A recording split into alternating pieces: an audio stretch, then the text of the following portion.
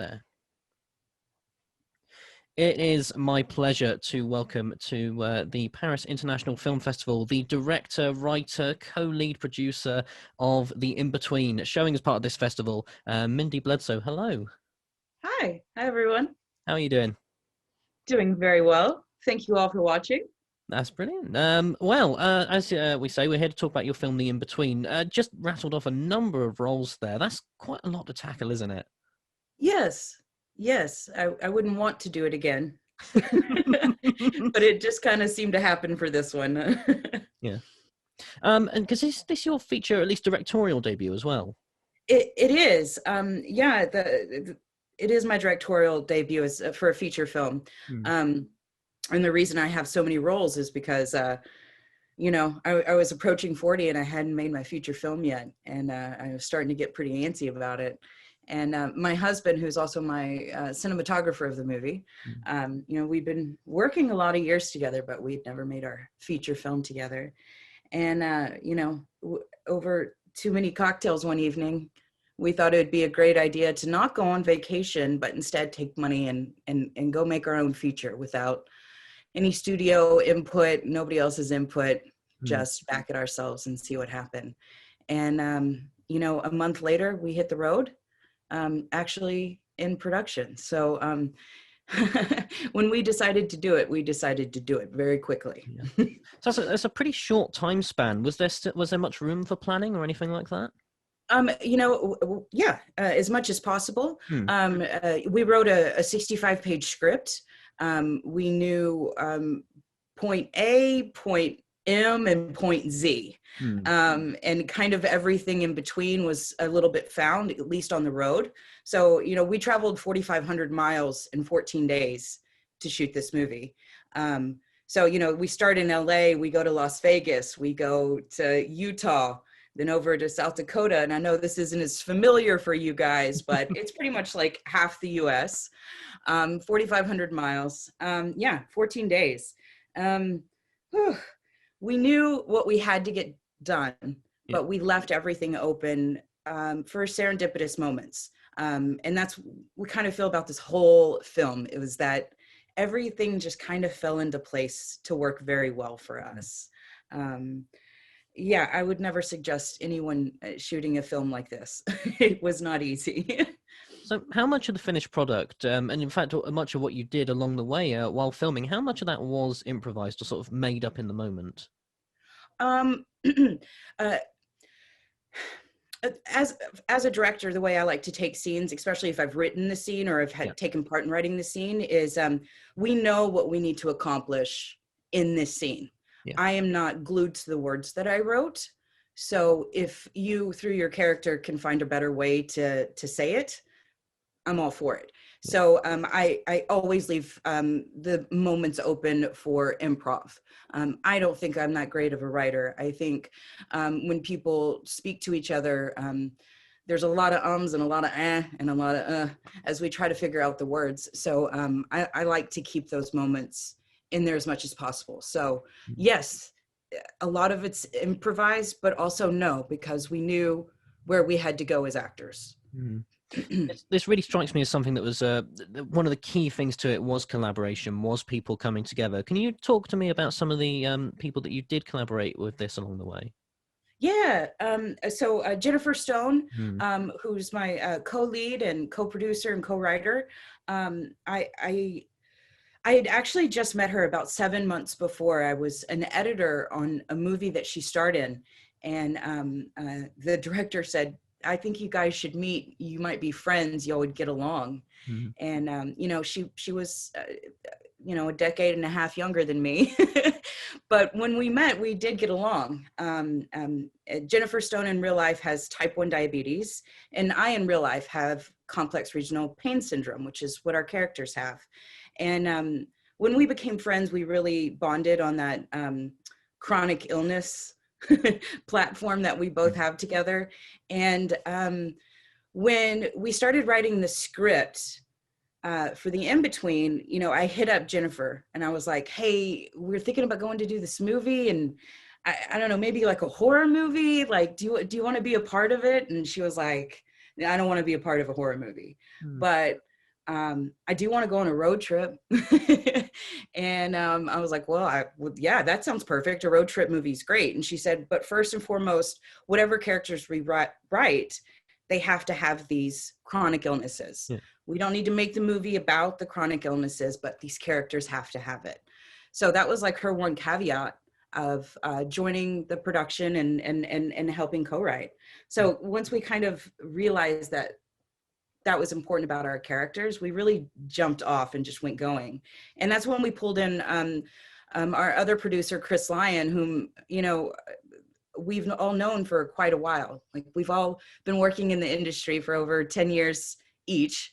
And, you know, we just kind of all said, yeah, let's not go on vacation and take a 2-week road trip and make a movie in the meantime. You know, so that was pure. If we didn't trust each other the way that we did, we wouldn't have been able to get that movie done. Because again, I mean, there was only 4 of us on the crew, you know, so, you know, you have to be okay, and we had to trust on that collaboration as much as possible. So it was incredibly fulfilling too. Did the familiarity with each other help with that? Say again? Did the familiarity that you had with each other sort of help with that? Yes, because we kind of knew each other's weak spots. And when you know the other person's weak spots, it's easier to cover. There was no pretending whatsoever. There wasn't like, hi, how are you? I hope you have a good morning. It's like, I did not sleep well last night, so don't talk to me right now, but in 5 minutes we're going to talk and we're going to get this all done. And we knew that no one's feelings were hurt because we didn't have time for that. So yeah, the familiarity of each other certainly helped, because we didn't have to worry about stepping on each other's toes. We knew the rank of everything, and we knew what we needed to accomplish, and you put your head down and we went and we did it. Sort of going from that into one of the things that you sort of mentioned in your previous answer, when you mentioned chronic illness, there was a mild chuckle that you sort of let out. You don't let this get you down, do you? Oh gosh, no. No. I've had CRPS for 17 years now. So, you know, it's just a buddy of mine, and we hang out all the time. So no, I can't let it get me down. It's made me half of who I am now. So now I'm sure you could catch me in a few days when I'm having a flare up, and I may say, no, it's awful. But no, I don't want it to get me down. I like to work through it. I like accomplishing something at the end of it. Is Jennifer much the same when it comes to her diabetes? Oh gosh, so much. Yeah. And you know, Jennifer Stone, she's amazing. I mean, she works through so much. So not only is she acting, but she just finished nursing school, and she's an ER nurse by day, or actually by night right now, and doing auditions during the day. And I mean, if anyone with a chronic illness knows, like, she's working nights, she's working 12-hour night shifts, and then getting up and existing during the middle of the day. So yeah, she is very much the same way. And I think a lot of people with chronic illnesses are like, once you identify it and you say, okay, you're mine, you're not going anywhere, I accept you. How do I learn to work with you? How do I learn to be stronger than you when I need to be? So yeah. And I think that's one of the big reasons Jen and I just bonded the way that we did, is we completely understood that about each other. There's this real tone of friendship that sort of runs throughout the film. Did you just try and capture that in the script, or because Jennifer helped to co-write the script, didn't she? Or was it partway through production when it came to improvising that came? No, the friendship, making sure that the friendship was there was incredibly important. First and foremost, you know, I as a female writer director, I want to make stories that don't exist around men. No offense. But I love female relationships.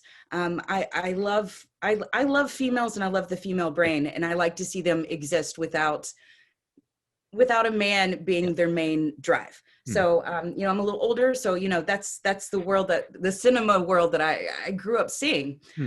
So it's always been important with me. And you can look at all of my like past shorts and everything, is strong female characters that know themselves and aren't out to destroy each other. is just like a clear focus for me. Those are the women I know in my life. Yeah. And, so I want to see them represented on screen more. Yeah. So luckily, Jen and I have a great rapport. We can volley back and forth like with the rest of them. So really pulling that friendship that we already had and putting it onto screen felt natural. As soon as we found those characters, it felt natural and it was easy to go. There's a real openness and sort of honesty to the film, partly with the friendship, partly with the way that you tackle these illnesses. Can you talk about how you sort of achieved that and went into sort of that element of the film? First and foremost, ego and insecurities have to be put aside. And that's so, it is, it sounds so easy to do, but that's so hard. Yeah. Luckily, traveling 4,500 miles in 14 days doesn't give you enough time to overly critique yourself as an actor or a director. So letting that rawness come out, some of it's acting, some of it's real because we're exhausted and we're traveling. So you get to see that kind of wear that the characters are experiencing that one does when you're on a road trip. It's fun, but it's exhausting. So that was always important. I didn't take a drop of makeup with me as to avoid ever putting on makeup. Jennifer was smarter. she barely put, but trying to accomplish that, I'm with my best friend. I don't need to worry about what I look like all the time, but this movie will be seen forever, is a gentle balance. Yeah. But again, we left ego and insecurity at the door. And that was kind of like one of the talks the four of us had before we left was like, if we're going to get this done, we just have to go, excuse my French, balls to the wall. Like, I can't care that, you just can't care. Yeah. As long as the story's there and you're happy with the characters, we couldn't care about anything else. Just a rule. Did you try to put such personal feelings onto the screen, like in terms of how, like the pain that your characters feel? What was the question? Like, how was that to do that? So was that one of the aims, to sort of try and put the pain that they feel at certain points in? Yes and no. Because we never wanted this movie to be about the illnesses. We never wanted the illnesses to take the front seat, to take center stage in any aspect. But because of these characters have these illnesses, they can't do life without us somewhat touching on it. So so like so my character who has a flare up and she has a pain night, so we get to see that, and then we also get to see how she has to handle it the next day as they keep driving. And like with Jennifer, it's the always trying to regulate her blood sugar. We never wanted to spend a lot of time on that because we're not here to preach to people. We're just here to let people know that there's complex characters that carry around something that could be very invisible to most of us, but they're dealing with a lot. Yeah. So, gosh, did I answer your question? Absolutely, and then some. when it comes to showing those moments, though, not to dwell on it, of course, because I know it wasn't your main focus, but when you come to moments, for your character especially, at some points, there's a scene where she's going to wash her hands, and there are moments where her sort of pain flares up. How do you communicate that to the viewer? How did you sort of go about staging those shots and saying, this is what she's going through? Something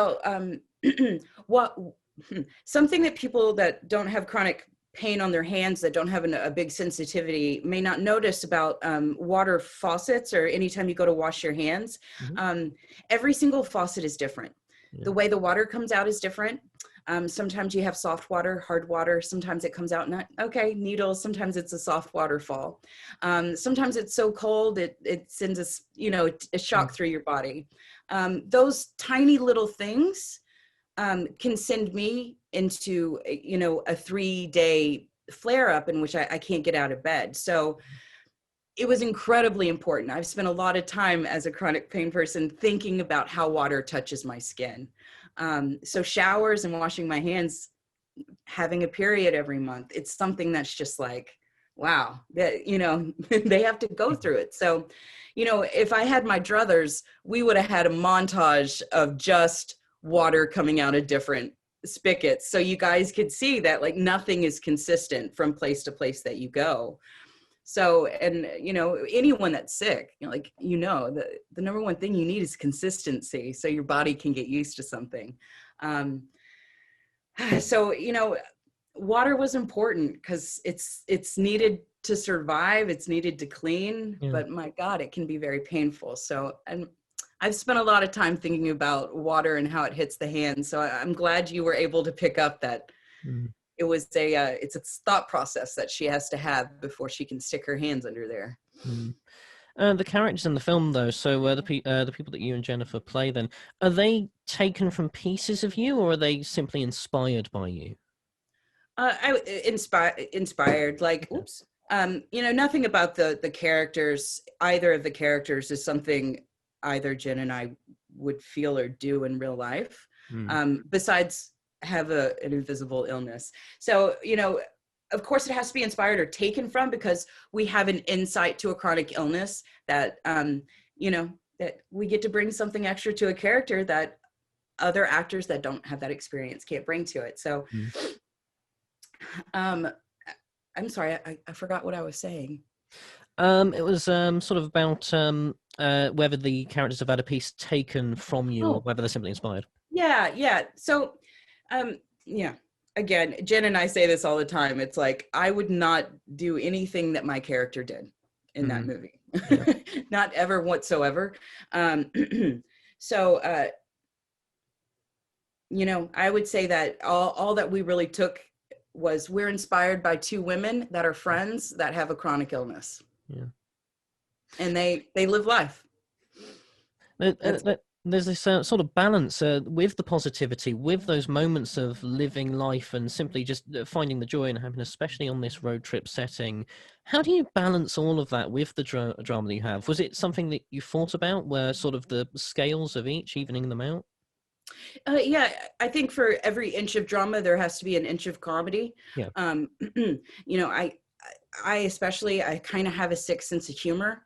I laugh at very inappropriate things. You give me a good death joke, I'm good to go. Like, you know, I love the dry British humor. That's where I like to exist. And I like to make fun of things that aren't appropriate. So that's helped me in real life deal with a chronic illness. And I also know that when trying to communicate a new story or a new type of character to people, you don't want to take a chronic illness or death or anything that's kind of too heavy and just keep it in that area, because we tend to reject it a little bit more. I always know that if it's sprinkled with some laughter, that, you know, you can swallow it better. You know, a spoonful of sugar helps the medicine go down. So everything that I've ever written or even directed, if there's going to be a heavy drama moment, I'm going to need it followed up with something inappropriate or some comedy, because that just feels natural to me, because it's kind of life. It kind of is life. When there is comedy, when there is humor, it's not exactly in this film. It didn't strike me, at least, as overly dark. Did you try to go for a lighter tone just in case? Yes. Yes. Yeah. That's all I can say. They have to reel me back. Yes. Yeah. When some of those life scenes do sort of happen when your characters are traveling across the states over these thousands of miles, as you've already discussed, how did you manage to visit all these locations on such what I presume at least is such a small budget? Oh yeah, yeah, very small budget. How did we manage to do that? Well, one of the great things about traveling in all these small towns in the middle of nowhere USA is no one cares if you're filming. No one cares a bit. And they're like, sure, go ahead, film. We don't care. And no, you don't have to pay me anything. So, the kindness of strangers, some guerrilla filmmaking helps keep things a little bit under budget. My husband / cinematographer grew up in South Dakota, and his family is still there. And so like the farm and that the auto yard, all of that is his family's land and shop. So we knew we had access to that. So that helped. Just some stunning cinematography that we had there. And then, if it's on screen, if it's a hotel room that's on screen, we also slept there. This wasn't a glamorous shoot. This wasn't 6 hours and we get to break for lunch. So, don't tell SAG. So we all had, we had a goal. We had a goal. We knew how to keep it under budget. Also, we own all the equipment. We own the camera. I was also the editor. So the way your budget balloons is, because you've got to bring more people in. And like I said, we cashed in on our own experience and did it ourselves. That helps keep costs very low. Yeah. What's it like being your own editor for your own film? Is it tough when it comes to what you take out? Because this is a relatively short film. Yeah. Yes. Editing myself is weird. Very much how I say like ego and insecurity has to be kept at the door. There's this like whole disassociation that happens. It's just, it really becomes about the story. And like, luckily I'm just not a very vain person. So it's easy for me just to go, this is what, I don't know, she's a different person. It wasn't me anymore. So I don't have to worry about that as much. I know the story I want to tell. Yeah. As you can tell, I might have a very strong personality. I knew what it was going to look like. Also, before we left, we printed out screen grabs from various movies. And we basically mapped out what we thought the movie was going to look like and printed out screenshots from different movies. So we had that notebook. So when it was like, we're driving somewhere, it was like, oh, this place looks awesome. We could flip through that and go, this is that shot that I want to get. So, we pull over and 20 minutes later, we've shot a scene and it's done and it's good to go. So when it came to editing, it's like, ooh, I knew what we wanted and I knew how it needed to look. So I don't know, just do it. How much footage did you have then to edit? Because I presume if you were stopping at various locations, there must have been a lot that you filmed. Yes and no. There's some slight, there was a like 1/2 story that we cut, but there wasn't a lot of superfluous footage. Okay. There just wasn't, because we couldn't. There wasn't enough time to overshoot anything. I mean, in fact, like I would have preferred more footage. So yeah, it was just so fast and frenzied. I would have loved more footage, really. I like choices. So, but yeah. One of the things that I really liked about the film that I just really want to talk about, of course, it's a road trip film. You spend a lot of time in the car. In a number of films, even when James Corden goes around California, I think it is, doing carpool karaoke, there's always a car in front dragging the car that's actually in the film going along. But in this, I presume you didn't have the money. How did you do that? Did you have people sat in the back? Did you have cameras stuck to the window? How was that done? So for the whole road trip, we had 2 vehicles. Okay. We had the production vehicle, which is what Jen and I drove. And Rob was, before we left town, Chris, our producer / sound guy, he outfitted the whole car with wireless mics. So we were good to go on sound as much as possible in the car at any time. And then we also were ready to be mic'd if we needed to hop out and just go. We had wireless mics. So so Rob Sinska was in the back of the car for a lot of it. And then he would shoot car to car too. He has an incredible background working in documentary and reality, and narrative, which is kind of unusual for DPs to have such a cross mix of what they shoot. So he does this. He's just really great at running and gunning and being able to tell the story at the same time. So that's always helpful. He was always in the back. We took headrests off the seats so he could as much OTS as possible. He's really great at creative camera angles. He hung out the car quite a few times. There's things I wouldn't recommend anyone doing. We did lose the lens. Somewhere outside of Idaho, not lose it, like it got cracked in the middle of hanging out the window filming a sunset, but we got it fixed. Yeah. There are so many kids whose dream is just when they're on the highway, just stick their heads out going like 70 miles an hour, and feel the wind in their faces. I can imagine that's absolute hell for the person holding the camera making a film.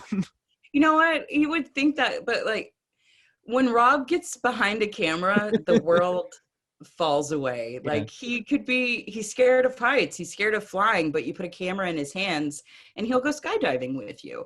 It just takes away all of his fears and insecurities in life are gone when you put a camera in his hands. So, I mean, yeah, we were kids on a road trip making a movie. And it was fun.